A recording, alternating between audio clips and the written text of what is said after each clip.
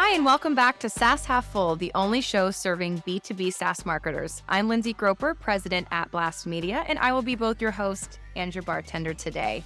I had a chance to meet with Alberto Cantor, who is the Senior Director of Demand Generation and Corporate Marketing at ArisGlobal. Yes, I said demand and brand all in the same title. Alberto's talking to us today about ABM for Enterprise.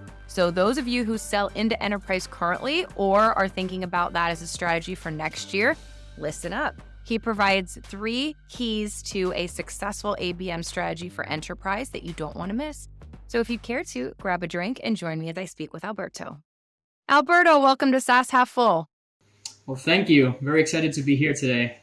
I am really glad to have you. We have known each other for a couple of years. We love you dearly as a Blast Media client. So first and foremost, appreciate that. We do have some Blast Media clients on here from time to time, but I was pumped because I saw your name pop up as a potential guest, wanting to talk about, at first I saw ABM and I was like, we've talked about that before, but it was specifically for enterprise, which is a bit of a different beast. So I am excited to talk to you about it today.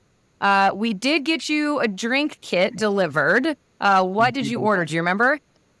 I believe it was tequila, so maybe I'll start slurring a little bit later. No. Listen, well, I'm starting. It's respectable. It's 3:00 on a Wednesday afternoon. I mentioned I've been stuck at home with a sick kid. So this is deserving for me, this glass of red wine that I'm having at 3:00. But I am happy to have you on. Before we get started, though, I do want to give you a proper introduction, let people in on who you are and your current role with ArisGlobal. If you could start, how did you get into B2B SaaS? I know ArisGlobal is not your first go around in this industry. Intentional? Did you stumble into it? How did you enter in this industry? Great question. I entered into B2B SaaS because I started my marketing career at an agency like many marketers do. And the group of clients I was working with, they were all B2B SaaS, different levels. And then that agency got me into my sort of second job as a marketing professional. It was B2B SaaS, specifically in health tech. And that's where I've been focusing on most of my career. So yeah, B2B SaaS, health tech, now in life sciences, but very related nonetheless. Yes. I started out my career in agency, and I'm the crazy person that's kept it as my career in agency. I'm going to be a lifer. I love it. But yes, many marketers do start out on the dark side, end up going in-house. And you're overseeing that. When I first revisited your title, I was like, wow, demand and brand fall under you, which oftentimes those are 2 very separate functions that don't necessarily live harmoniously together. Talk to us a bit about your role as senior director of demand gen and corporate marketing. Like, what does your team look like? What's underneath that function? So I lead, the two specific areas are demand generation and brand marketing. Demand generation for us, it's the more traditional definition of what demand generation is.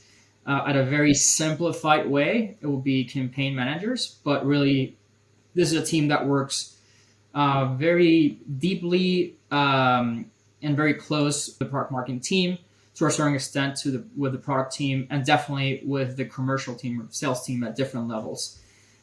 They are a key part of all of our go-to-market planning. Of course, it's a team that has a strategy for us to get the results from an MQL perspective, who then turn into SQLs and opportunities and so on.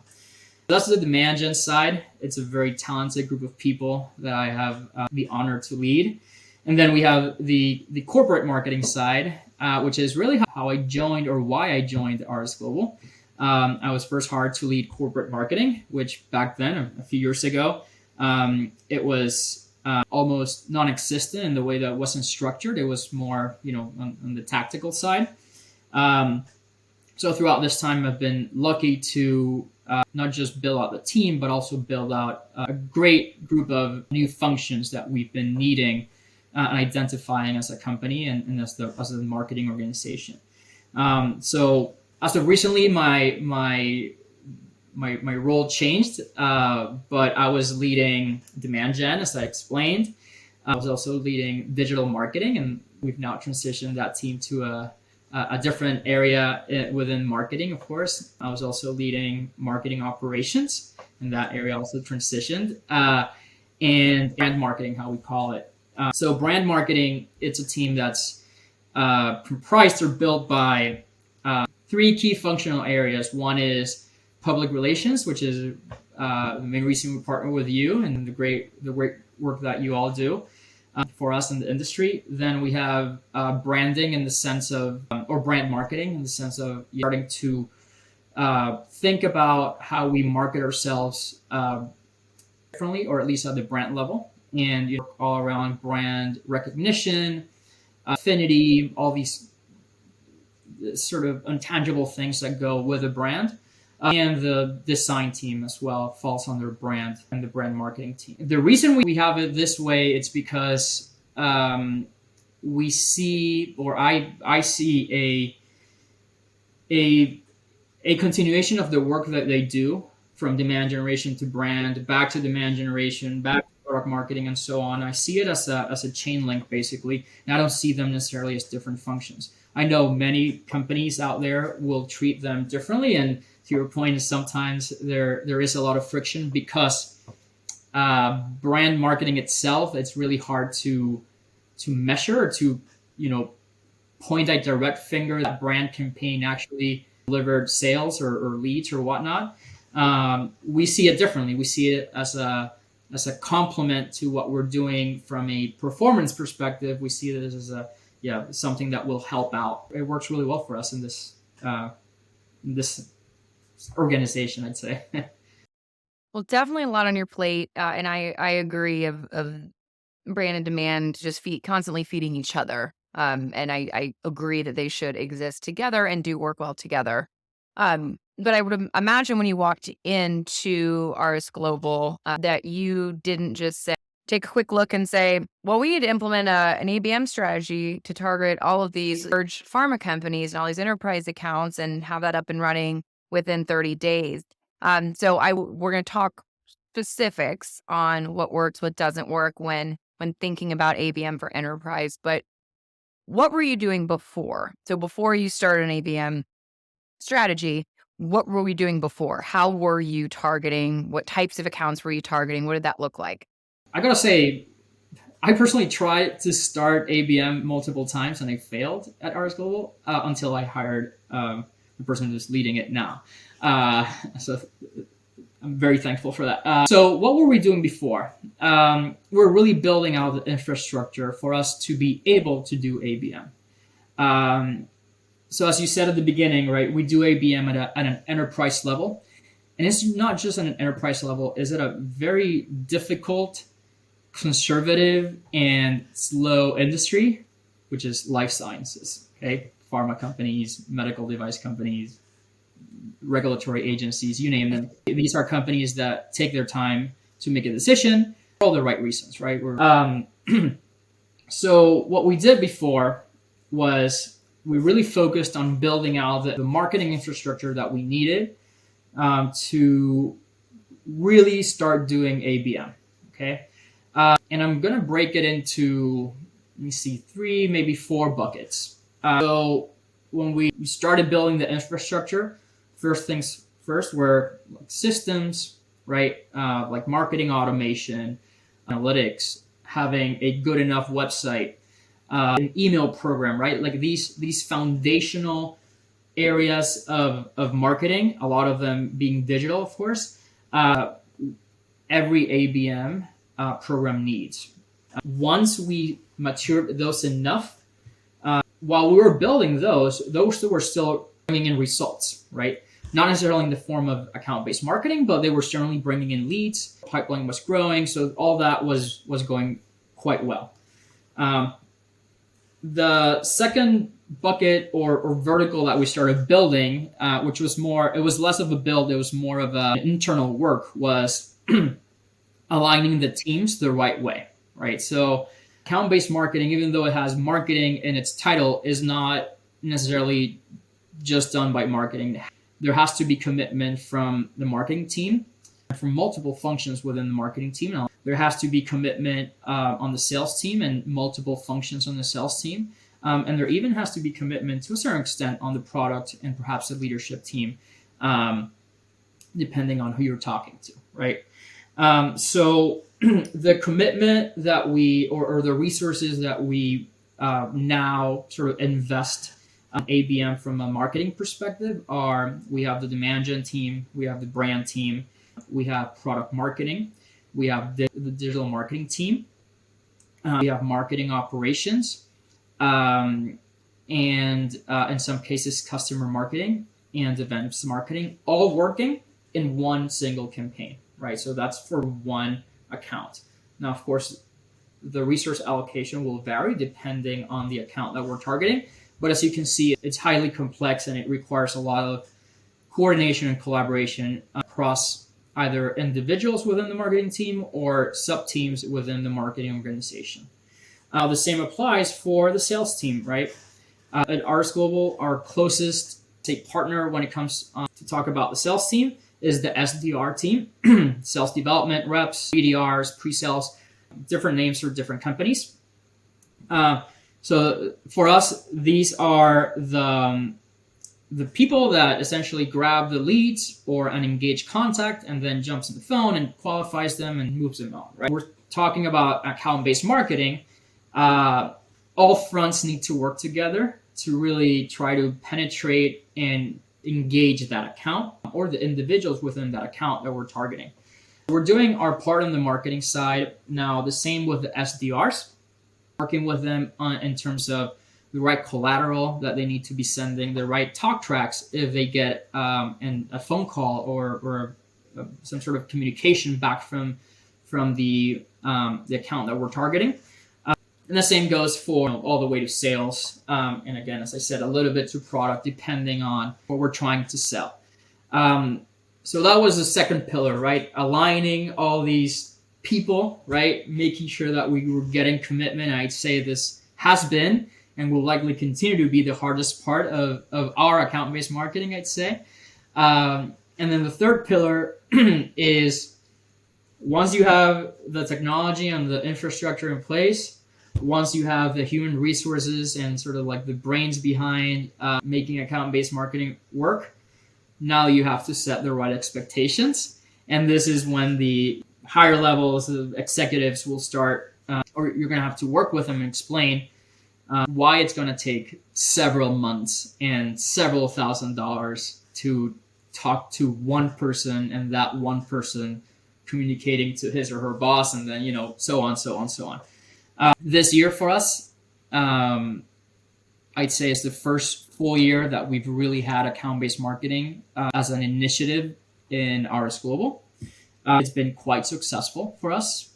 We've been able to get a lot of, I would call them bites. Those bites have turned into very meaningful meetings and conversations after that because of all the knowledge that we've acquired the past 12 months or so. I've been able to scale this up to a level where we're now targeting multiple accounts at the same time, different levels of personalization to those accounts, but all sort of moving in the right direction. Of course, it doesn't always work, but in our case, the majority of the accounts that we're targeting, they're moving in a positive trend, let's say. You had mentioned that you would try to implement an ABM strategy a couple of times and failed. Where did it fail? Was it on that first pillar of the systems, the tools, or was it later down on aligning the teams? It was actually between the first pillar and the second pillar. Didn't have the tools nor enough resources to do true account-based marketing. We've now learned that you need to dedicate a lot of time to it. Back then, our team was smaller, people, etc. Another really important thing that I forgot to mention is that as we're talking about large enterprises, and usually these translate into very large deals, right? We've been developing very specific content for them that really resonates to their potential needs, right? So back then we didn't have the infrastructure to do that. We didn't have the knowledge to do that either. And there was a misunderstanding especially on the sales team, of what account-based marketing was able to do. And that was a really fun process in explaining and sort of educating many people within the organization, including a lot of marketers and myself as well. Like, how do we explain that what we've been doing up until then in marketing has been a lot of let's just say quick opportunities, right? We get a lead, that lead it's hot, turns into an opportunity very quickly, while account-based marketing will take, again, several months in most cases. And that you need to have patience, you need to continually invest in a campaign to make it work, and that it's not just marketing doing it or the SDR team doing it or the sales team doing it. It has to be everyone doing it at the same time at different levels with different tactics, different content, different strategies, everyone sort of pointing towards the North Star within that account. So that's a recent fail. It was misaligned expectations, limited resources, limited knowledge, and not necessarily the right technology to build it back then. Okay. It was also me trying to do it, so right. it says a lot. And I would say that having the right systems and tools in place, aligning teams, and setting expectations would be 3 core elements for any ABM campaign. What are some of the hallmark differences in executing on that specifically for enterprise? That's a great question. So, when we're talking about an enterprise account, right, it's likely that you'll have dozens of stakeholders who will influence a decision, especially a large software purchase, right, or something that they will commit for many years and will spend a lot of money on. I'd say the biggest difference is on the need to tailor to the different levels of seniority of the people that you're talking to, and also the cross-functional areas or even distinct teams that you need to talk to within the same organization to get the full buy-in. Okay? It's really hard, right? And don't just think about like a white paper that you focus on different people. No, this talking about making sure that if a potential or a target customer is going to a conference, then the topic that we're talking at that conference resonates with that potential customer. But not just the customer, we need to understand who the individual who's going, so we can then further advance conversations with that person, and the content that we're showcasing in that conference resonates again with the account and with the person as well. They're also I'm assuming, right? I've never done account-based marketing for a small company or startups or non-enterprise, let's say. So I'm assuming that a lot of the tactics and strategies are similar, right? Multi-channel marketing, almost like trying to achieve that omnipresence via digital type of messaging and marketing. So I'm assuming there are a lot of similarities there. I'd say the biggest difference will be on the depth and content that you need to go, and understanding the different personas that you need to talk to for that decision to be go the way that you want it to go. Yeah. For our listeners who I'm sure there are some that have tried to start an ABM program and have failed also. So they're feeling that, and others may be at smaller companies or thinking about starting it up for the first time. When it comes to that first step, so making sure that you have the right tools in your tech stack, what did you find to be the right tools? And totally cool if you want to name actual software companies that you have found to be most effective when thinking specifically about an enterprise use case. But what tech do you have in your stack? Yeah. So I'm going to mix that between tech and sort of resources that you need. So tech right now, we use Pardot for or Pardo, however you pronounce it, for marketing automation. That works well for us, right? Integrated with Salesforce and everything within Salesforce. That works well. We've also leveraged our website significantly for account-based marketing, everything from building out big landing pages to leveraging, for example, our chatbot on the website, targeting specific accounts. And we've via this chatbot been building out what they call conversational landing pages. So say we develop a case study specifically for Blast Media, and we assume that if someone is reading that case study, then that person is likely from Blast Media. So we'll activate the chat immediately and say, hey, Lindsay, or hey, Blast Media, are you interested in talking to us? Things like that. We also or launched Uberflip at the beginning of this year. And for those who don't know Uberflip, it's essentially a way for you to streamline the content that you have, your digital content, and they call it streams, which I guess their comparison is the Netflix of digital content, where once you finish reading or consuming one content piece, then the next one will pop up, and then you're able to progress people further and faster.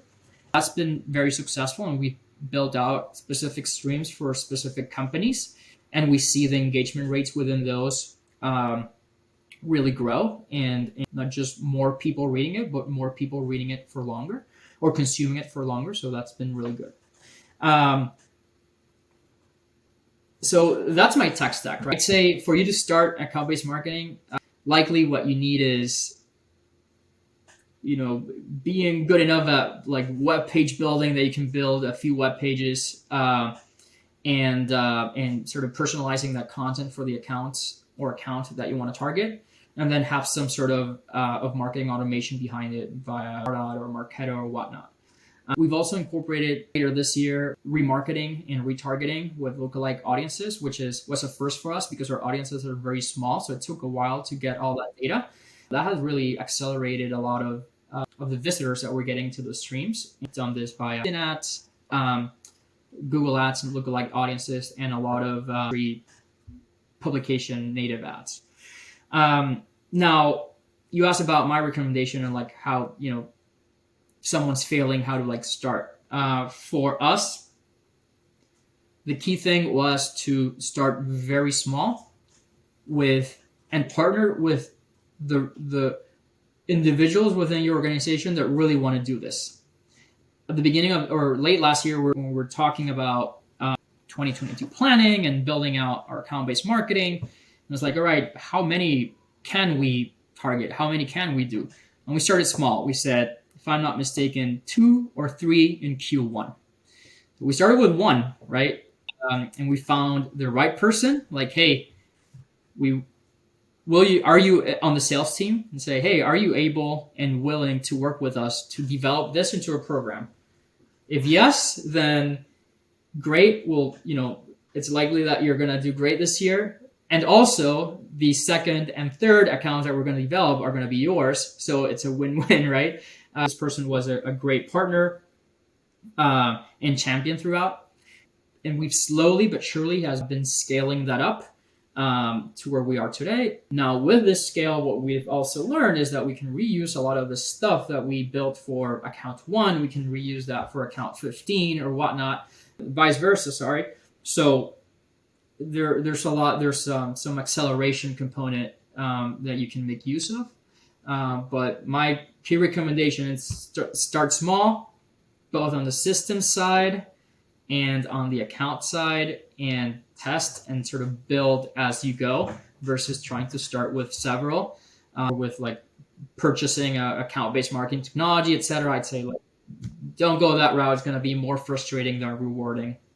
That's really great advice. And I want to underscore the finding the handful of internal advocates that you can use in this first testing phase with these 1 or 2 or 3 accounts is key. How do you find those people? There's always the internal relationships that you have with your colleagues, right? Like that will be the first starting point, I'd say. But usually, at least in our organization, when we do the sales kickoff, right, at the beginning of each year, then the different sales reps will sort of unveil the target accounts that they're going after. And that for us is a good starting point. Say, hey, let's talk to you.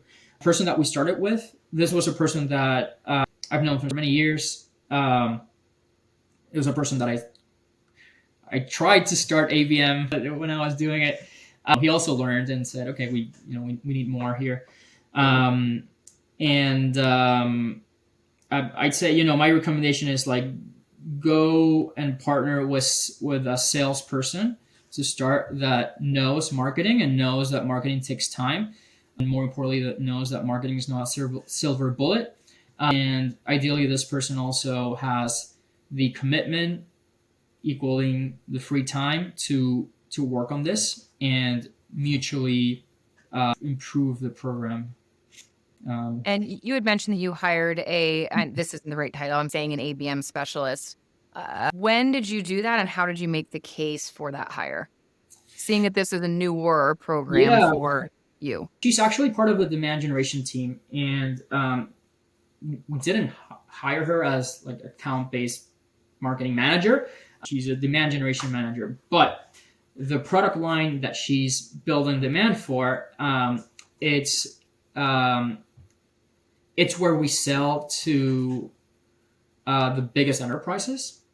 So naturally, that was the path we took. She also came with a lot of experience in account-based marketing and, paved a lot of the way. How did I build a case for that? For us, it was very straightforward, right? Our biggest product or product line is our biggest revenue line or revenue generator. So we had to have a dedicated resource for that. And so far, it's been a very proven case, been very successful. She's added tons of value to not just the products that she's leading, but the overall the demand gen team and the marketing team as a whole as well.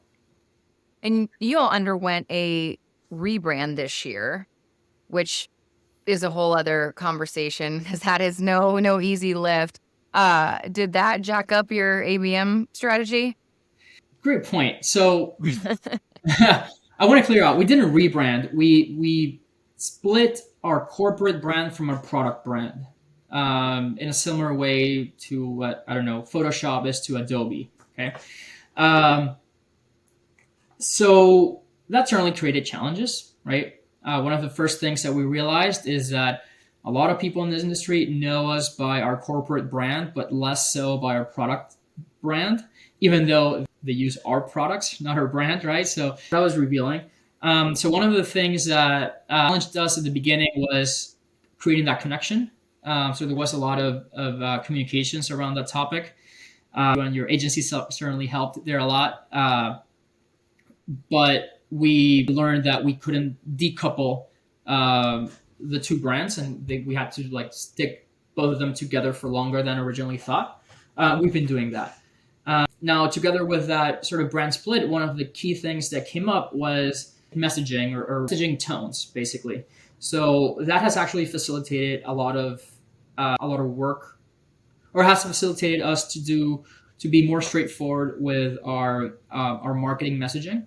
And it's actually benefited us from an account-based marketing perspective because we now have very clear guidelines into when do we talk about the company, when do we talk about our platform, when do we talk about our product, and has sort of, again, provided us an easier path to communicate that the right way.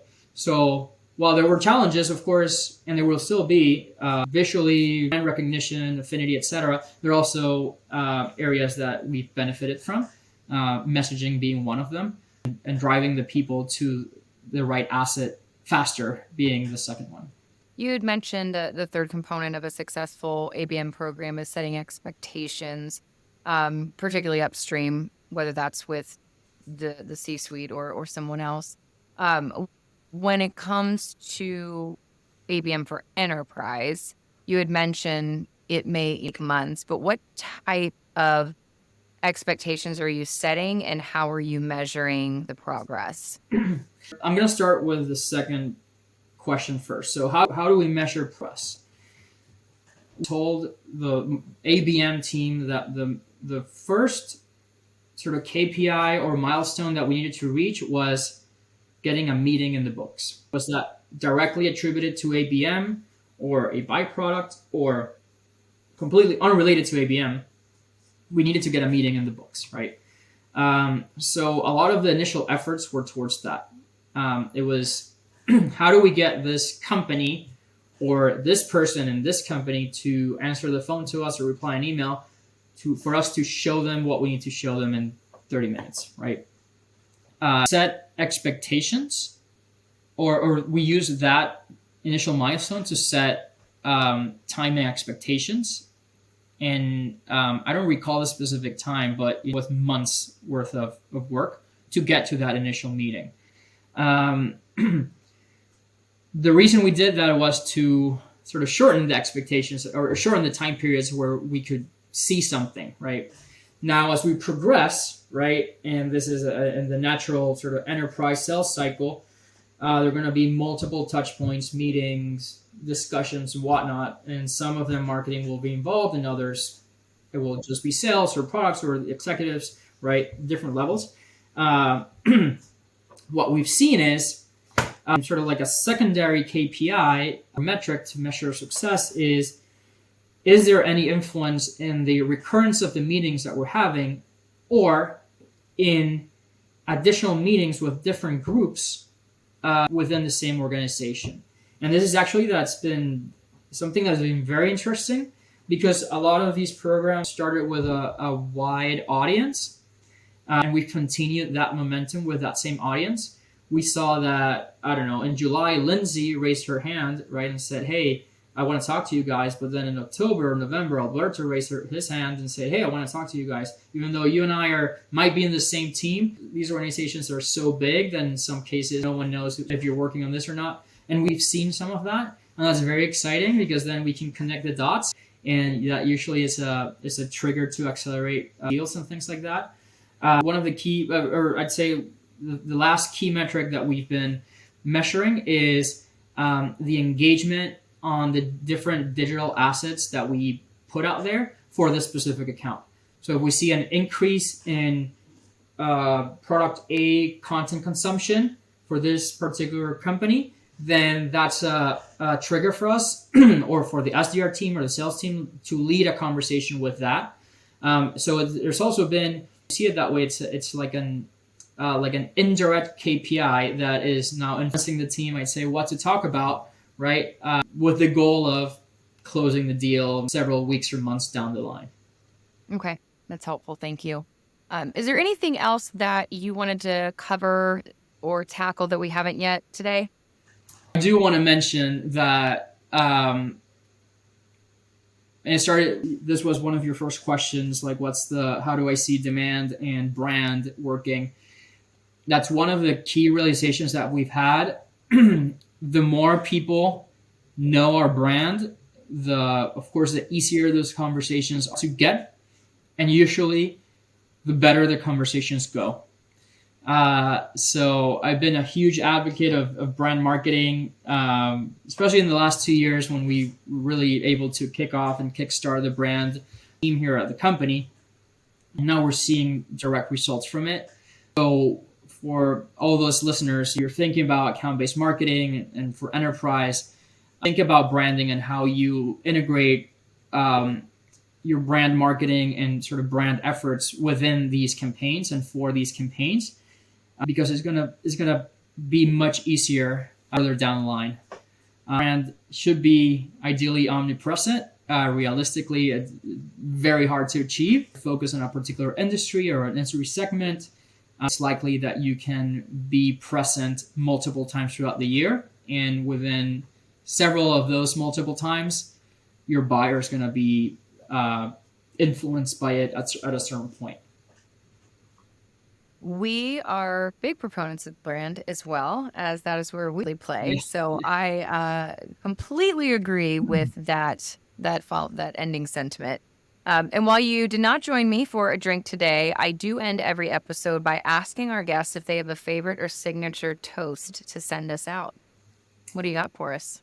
Well, I am Venezuelan, so maybe you've heard it or not. It's common in Latin America. You say arriba, abajo, al centro, adentro. Well, So it's up, down, center, in. I've had it one time, and it was gonna make me think. It was this year. We had that Cheers as well, and I love it. And I've actually used it in my personal life since then. Well, So good. I love Good. that. Well, Alberto, this has been awesome. Thank you so much. I appreciate it. And thank you for sharing your knowledge with us today. Thanks again to Alberto for joining us on SaaS Half Full. Always great to connect with a Blast Media client and have him share his knowledge with us today. Hopefully you learned a thing or two about enterprise ABM strategies. And until next time, bottoms up.